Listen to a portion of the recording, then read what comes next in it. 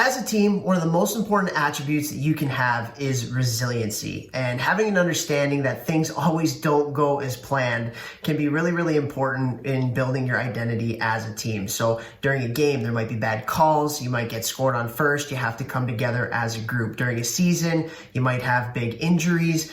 You might have losing streaks. So understanding that there are going to be tough times and how you come together during those tough times can be the determinant of success in a season. So there's three ways that are really important when it comes to building that resiliency muscle for your team. Number one is focusing on the journey and focusing on the process. If we're always focusing on the end result of what happens, again, it's not always going to be the result that we want. So if we sulk about it and we get too tied up in it, it's not good for the mental health and well-being of your team. So focusing on the things that you can control, focusing on practices, focusing on getting better, focusing on the process, that can lead to resiliency muscles. Number two, especially during a game, having a great bench is awesome for resiliency. So how are you communicating from coach to player? How are you communicating from player to player on the bench? Being positive, being energetic. When the bad things do happen during a game or during a season, are we picking each other up, saying it's okay, we'll get them next time,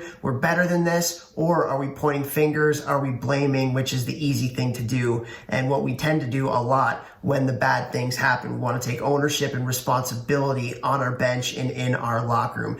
And then third, create adversity in practice as a coach. Make things tougher. We always talk about, we always wanted teams where the practices were harder than the games. So encourage failing. Encourage coming together when things aren't going well. In scrimmages, call bad penalties and then talk to the kids about how they react with their attitude and their body language and how they communicate. So creating intentional adversity in practice and then talking to your team about how they react to that adversity, that can build that resiliency muscle that is huge for any team. So resiliency, when the bad stuff happens, how are you treating each other? Be intentional about developing that within your bench, within your culture, and within your locker room.